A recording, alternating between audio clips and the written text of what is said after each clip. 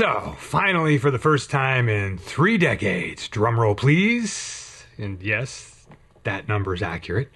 For the first time in 30 years, I'm painting up some Space Marines. The most ubiquitous miniature type on YouTube. Better late than never.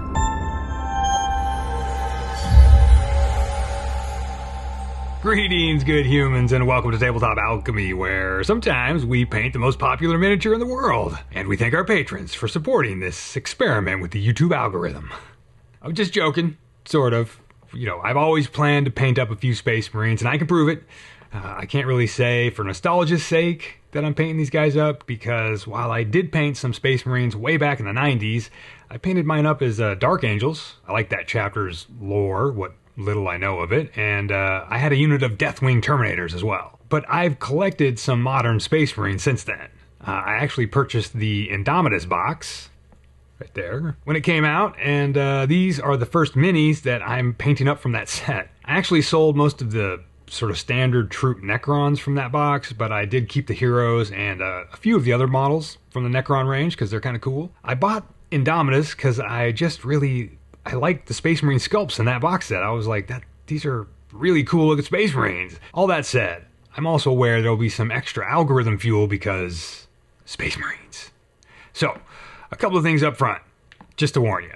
I want to homebrew up my own chapter, color-wise, so I'm not painting these guys up in any of the standard Codex chapter schemes, although I am going to try to follow the official Codex unit marking / color details. The other thing to know is that this ain't a tutorial. You might be able to learn something from my mistakes here, which I dare say is actually valuable.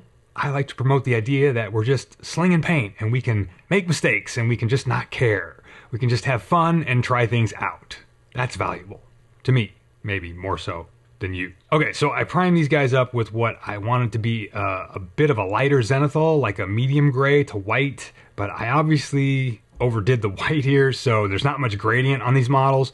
That's okay. I'm planning to use a lot of transparent contrast style paints here, and typically I use a lot of the Vallejo Xpress colors, and for this, erring on the lighter side is better than erring on the darker side, at least in my opinion, for transparent paints. I put these guys on some custom bases I had in the Pile of Opportunity, Basing Edition, and I've got a total of 3 Eradicators to paint up. I guess they make up a single unit. Now, I do have a color scheme in mind, but to start with, color scheme, I have 2 colors in mind. But to start with, I tried this Starship Steel Express color to go in and hit all the sort of the little rubbery joint parts, I guess, that are on Space Marines. But Starship Steel Express color is a lot more transparent than I thought it would be. Did I also mention that I'm also learning the Express color still? Well, I am, and I could edit this little statement earlier in the video and make myself sound smarter, but that's a losing battle. Anyway, I added some black Express to the Starship Steel to darken it up quite a bit, and I painted the dark rubber joint areas, and already I'm realizing the increase in the whole having to stay within the lines on hard-edged armor guys versus like the fantasy style minis that I usually paint, where the surfaces aren't quite so refined and maybe don't require such a level of accuracy in painting in the lines, which is a skill that I need to practice. I went ahead and painted other surfaces I thought would be metallic in the end, like on the gun, but I painted up one of the gauntlets before checking out references and discovering that most Space Marines have the general armor color also on the hands. Apparently my chapter does not, which is fine. I had a plan for painting the gun casing areas in red, and so I painted the lower areas in black just to sort of be different, I guess. Now, of course, after that initial painting pass, I had to go back in to touch up spots where I goofed with the black pass, but that's a common necessary step whenever using transparent grisaille style painting. Grisaille is just a French word for painting transparent paints over like a grayscale pre-paint or something. Anyway, now to get my main khaki color out. I tried at first mixing 2 of these Express colors, but the Mummy White is much thinner and much lighter than the Zombie Flesh, and I didn't like the coverage too much, so I switched to straight Zombie Flesh, which is, despite its name, a lovely cappuccino color. Reminds me of my morning coffee. Fresh ground, brewed in an AeroPress. I tried to remember all the YouTube painting tutorials I've watched, and I tried to keep the brush really wet and put the paint down pretty heavy on the smooth surfaces and then wick away the excess to hopefully get a smooth finish, or as smooth a finish as possible. In this vein of contrast painting, Juan Hidalgo is probably my favorite, or at least one of my favorite mini painting tutorialists, to coin a word. So the scheme I always had in mind was a general light brown or tan armor with lightish blue shoulders. But for some reason, I thought I'd try out this Caribbean turquoise. It's a really nice blue tone. It's very saturated, that I really like on its own, but I'm not sure how well it's going to go with this khaki color. I tried really hard here to be perfect with my application of the Express color, these shoulders being such big, smooth, curved surfaces, and I wanted to achieve something like I see Mr. Hidalgo pulling off. But, you know, practice makes perfect, I guess. And I've got a lot of practice to do. So I made sure the paint was thick and wet and wicked the excess away and made sure to stay within the lines. Now check it out. One perfect shoulder pad. I am awesome.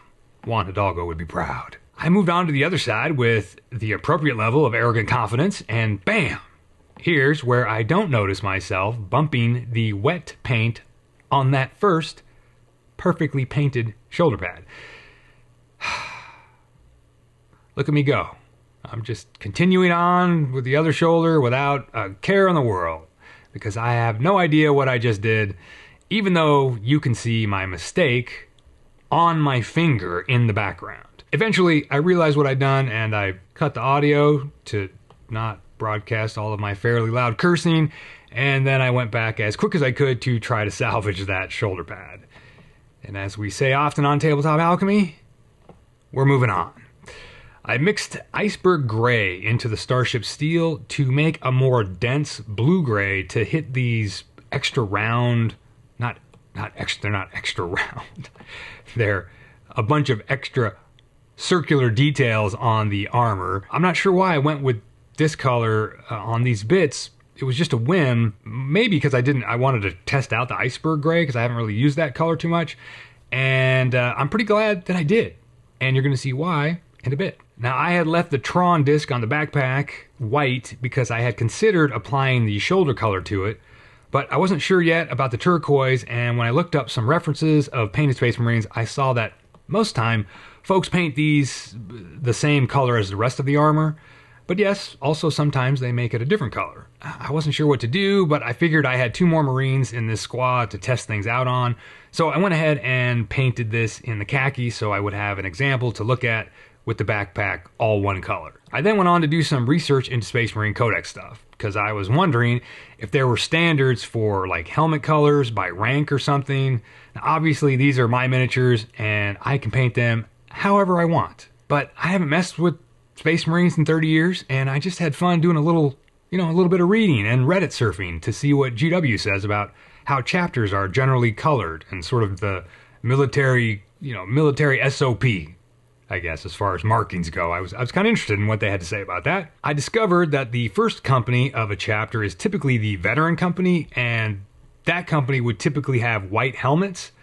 But I also discovered that the first company typically uses gold trim on the shoulders along with the white helmets. And I didn't like the idea of either white helmets or gold trim going with my coffee colored armor, so I just painted the helmets khaki like the rest of the armor. I painted the holster and pouches in a leather color, but I was thinking that this was too close to the armor color, so I considered making it a more reddish brown, which may have worked, or a black leather, which could have worked, but you'll see what I eventually did in a bit. These guys also have some extra details standard Marines don't, like these little forearm skull decorations. So I figured this would be some kind of metallic, and I put a coat of greasy black Express color over those as a base. Now this Seraph Red Express color is a really nice red Express color. It's just a nice red. And I put it straight onto the Flamer Guns fuel cartridge. Maybe these are called melt-a-guns? I'm not sure. I should have looked that nomenclature up, but I think it's essentially a flamethrower, and I could be wrong, but red goes onto the canister, and I know I'm going to weather it up later with metallic scratches and chips, etc. And I thought about painting the rest of the upper casing in red, but I wasn't quite sure yet, so I held off for the moment. You know, I'm essentially working out the paint scheme by experimenting in real time, is really what I'm doing. It's what I'm best at, some would say. So, I dark coated the chest eagle, and this was a pain in the butt with the arms and gun crossed over the chest. This whole figure started to feel like a game of Operation, where I'm just trying not to bump parts with a wet brush and get electrocuted, or, you know, rage quit. Now, the turquoise on the shoulders was starting to bother me. I was feeling it was too saturated and was clashing somehow with the khaki, and I realized that I really liked that blue-gray I put on all the little round extra bits that were on the legs. And I wondered if that would be a cooler shoulder color to go with. I thought I might paint one of the other Marines in the squad with this steel blue-gray, but I didn't want to wait until I had painted everything else to test a new shoulder pad color, so I just did it on this one. Once you label something as an experiment in your mind, it frees up so many worries.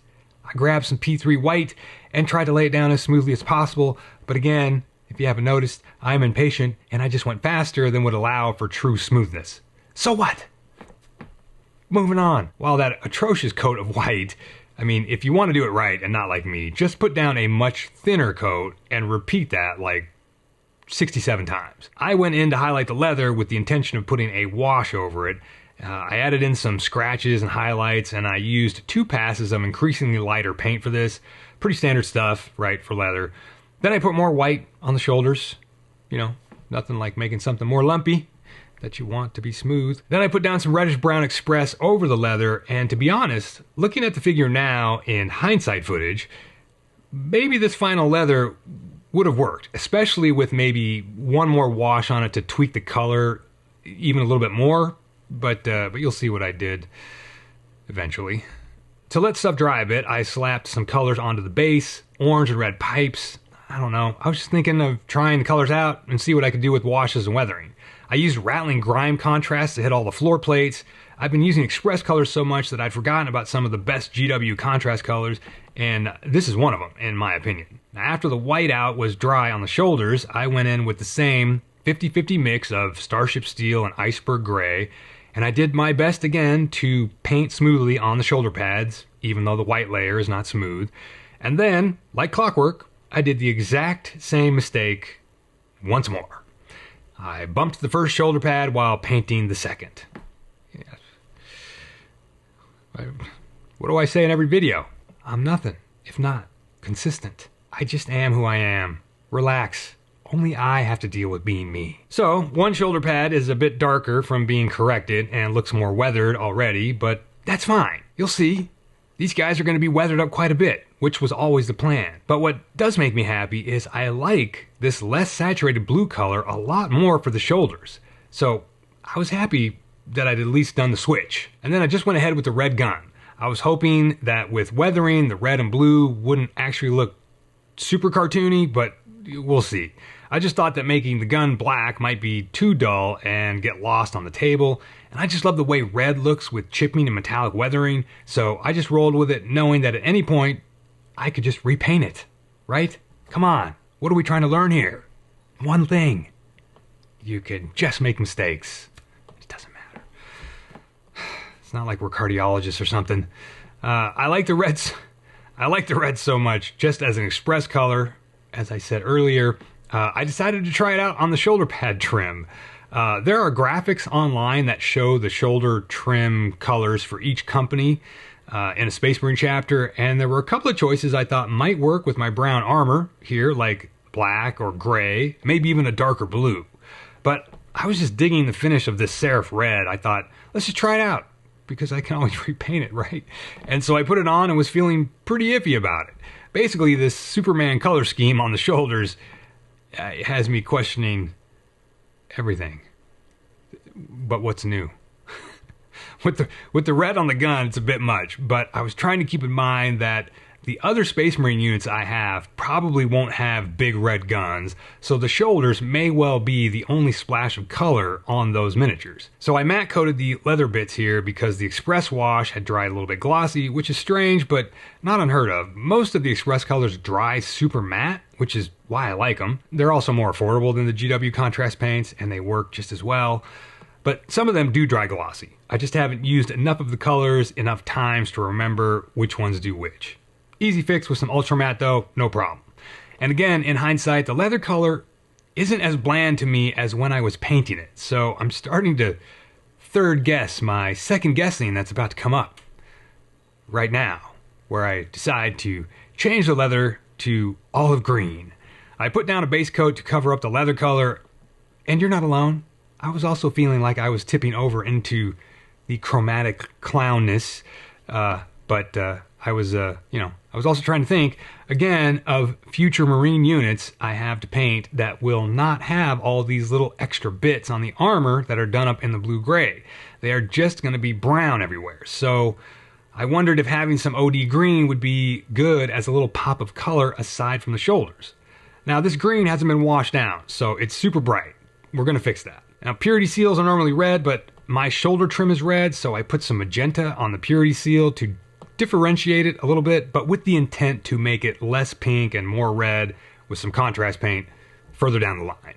Now, this Rotten Flesh Express color is basically Vallejo's version of Athonian Camo Shade, which is one of my favorite colors, and I put that over the bright olive green, and it's going to get further washed down later on. I used the Vallejo Mellow Color Gold for these 3 specific bits on the gun barrel and the 2 small rings.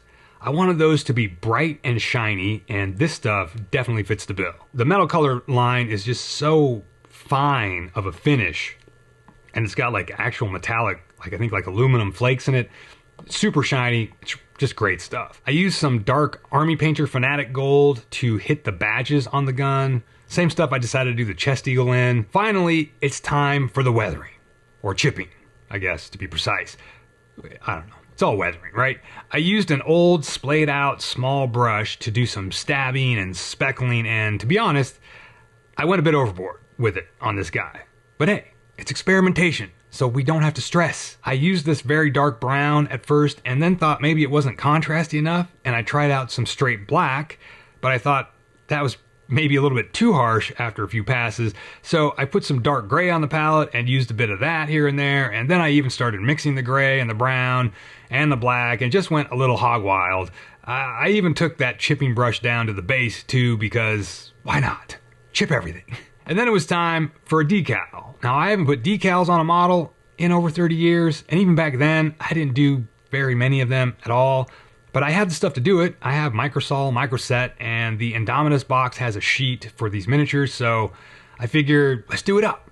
I put a gloss coat on one shoulder pad first, and I let that dry, so there'd be a nice slick surface for the decal to go onto. Then I mixed up a bit of matte clear into the gloss on the palette to make a gloss-leaning satin finish, and doused the whole model in that.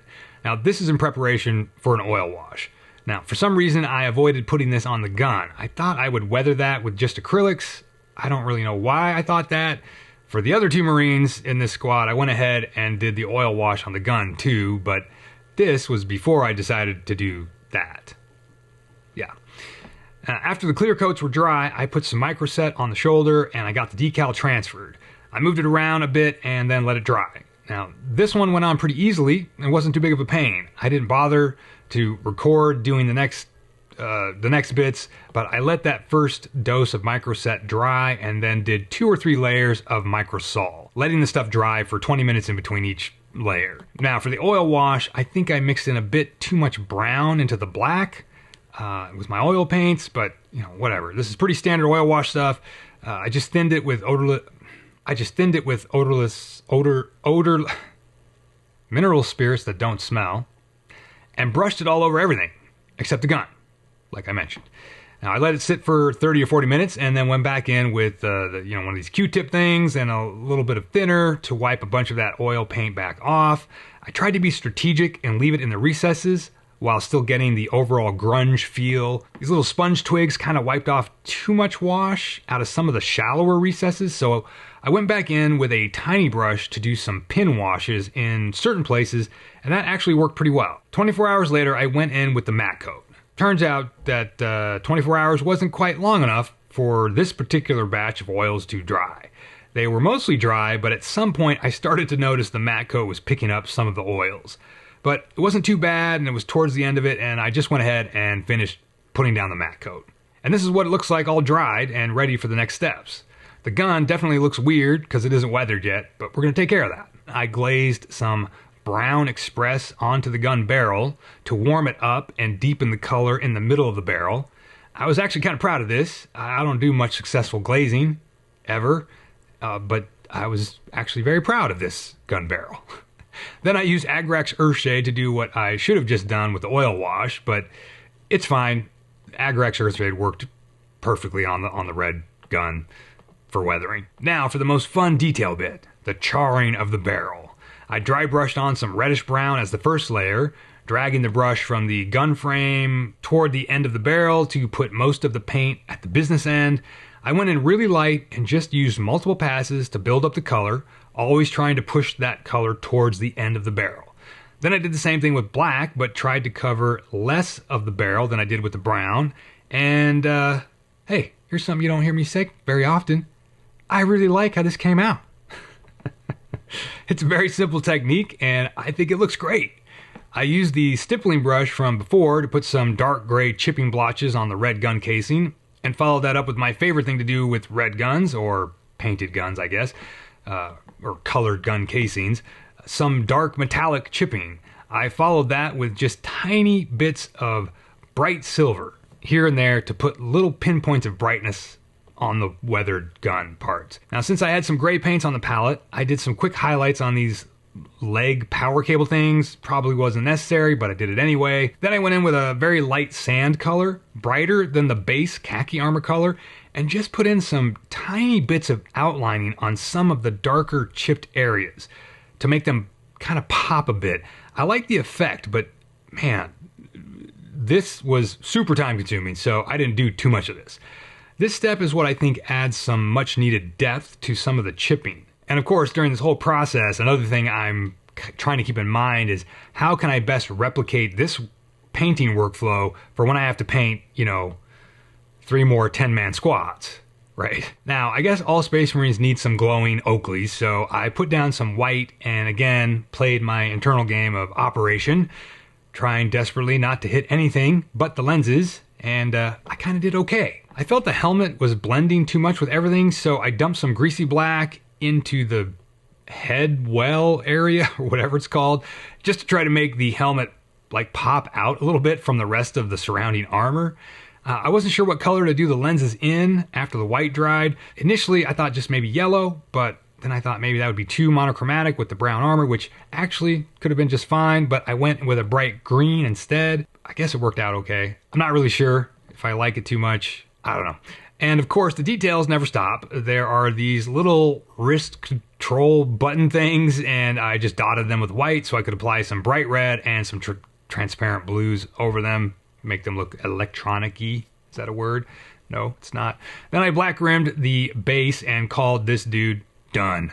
Except I know there's still the other shoulder pad that needs a chapter symbol. And this is when I took a break to think about what the hell was I going to do about this with making a custom chapter, etc. So my first thought was all about decals. Some people call them decals. That sounds terrible to me, so I'm going to say decals. I figured I'd probably let available decals drive my chapter's lore if I could find some to use. I know there are places where you can design and buy custom decals.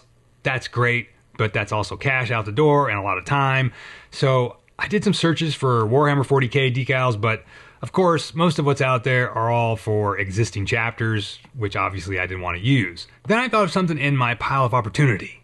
I have the Cities of Sigmar box set, and I thought there might be some decals in there, and at first I just looked them up online, and right away I found an image of the decal sheet, or transfer sheet, that box set comes with. So I was like, this might be kind of cool. Even if diehard GW fans might frown on my plan here, I apologize to those of you that might be perturbed by this, but I thought it might be cool to use something from that Sigmar box if there was anything cool in there. So I checked out the images on that transfer sheet, and there are some very cool designs on there. I thought these all showed some promise, and the one I was keen in on the most were these crossed halberds. And that helped me start to come up with some possible names for my chapter. I wrote down a few, and I kind of like the following. The Glaivewraiths, which is hard to say, so maybe that's a terrible name. The Glaivewraiths, which made me think of Gravestalkers, which might also be cool, but doesn't really fit the decal. So I don't know which one I'm going to go with. I don't know. I'm leaning towards Glaivewraiths. I did like these decals here of the skeleton holding the fireball, but there's only 3 of these on the sheet, so I'd have to buy a lot of these sheets to cover all the Space Marines I have. So I dug out my actual Cities of Sigmar box set to pull out the transfer sheet, and I discovered that in that box set there are 4 copies of the transfer sheet in the box. I was surprised and pretty happy. I was stoked. I wouldn't have to buy extra sheets at like, $10 a piece on eBay. And then I saw this miscellaneous decal, this sort of trident thing. And all of a sudden I couldn't decide between the crossed halberds and this trident. I did also like this triangular castle graphic thing. I thought it might be cool applied upside down. But in the end, I decided to go with a white decal because at least we know that from the first decal I put on that white decals work on these blue shoulder pads. So I figured I'd have to try both the halberds and the trident to see which I preferred because I lack the imagination to visualize it enough to make a choice. Experimentation. The thing I don't like about the crossed halberds is the symbol itself is maybe kind of not chunky enough. It's maybe a tick spindly for Space Marine shoulders. I wasn't sure how good it would look on the shoulder pad, but whatever. We're going to try them out. So I base painted up the other 2 Eradicators and wanted to try a slightly less intrusive chipping pass on those than I had on the first one. But first, I applied a full gloss coat to the shoulders and tried out the decals. And yeah, I think the crossed halberds are cool, but they are a little bit thin, visually impact-wise speaking. So I'm going to go with the trident thing, and I've got 40 total across all the transfer sheets, so that's plenty, I think. Now, my buddy Hoffman wondered if the trident might look cooler if it was rotated 90 degrees. I photoshopped a test, and to be honest, I do kind of like it rotated. But I didn't do that on these 3, so I might do that on the rest of the Marines when I get around to painting those up. I actually tried to remove the halberd decal, but that sticker seems to be pretty well stuck. So I'm just going to leave it, and it'll be a forever reminder of this first batch of Space Marines in 30 years. Experimentation. So you might be wondering why this guy has 1 darker shoulder pad. Think about it. You'll get there. Yes, of course I smudged that shoulder pad when painting the opposite side. And I had to put a whole second coat on it to fix it. I mean, man, I did that literally 3 times in a row. Whatever, this guy, who is also an officer, as denoted by the blue stripe on his helmet and the blue plate on his backpack, he's got some mismatched armor. Maybe he had to, field paint it one day to cover up a bunch of Tyranid guts or some kind of warp-powered corrosion. Leave him alone, he's a badass, out there trying to save the universe. Show some gratitude, damn it. Dark shoulder pad. Don't pick on him. Anyway, now time for a lighter chipping pass, and I did try to put fewer chips down. I'm not sure how successful I was on that front. I kept going back and adding more, but trying to keep them smaller and whatever, but I don't know. In the end, these guys came out a little too chipped, I think. It almost starts to look like they've got camouflage armor rather than weathered chips and scratches, which is entirely my mistake. I've got plenty of Marines to practice on, so, there's that. No stress. And there we go. 3 Eradicators, all done up. First Space Marines in 30 years. I know I've said that a bunch of times, but so what? I'm saying it again. It's a long time not having painted Space Marines. They were pretty fun overall, and I would say other than the sort of operation game style of painting, they kind of take a while to paint accurately. So I'm definitely looking forward to trying some techniques that are maybe more grimdarky or messier, just to see if I can find an easier way to paint these guys that still look cool. I also want to do some world building type of writing, someday, to come up with a bunch of lore for the Glaivewraiths or the Gravestalkers, whoever these guys are. And I do want to try out the rotated trident symbol on the shoulders, because I do think it might actually work. I think I do like the blue colored Tron disc on the back. I'll probably keep that as part of the standard motif, because on more normal looking Marine armor, like I said, there's going to be a lot less of the blue-gray overall. The olive drab on the leather parts, like the holsters and pouches and stuff, might be too much. I like the idea of going back to the leather color, but that said, the green might make them pop a little bit more on the table. So, who knows? I mean, even the next batch of Marines will be full of some kind of experimentation in one form or another. It's like the one thing that I am sure of. So, go experiment on some miniature you're painting. It's all part of gaining XP in the chosen activity, right? And it removes the stress, which is the most important part. Not the stress, the removing of said stress. See ya.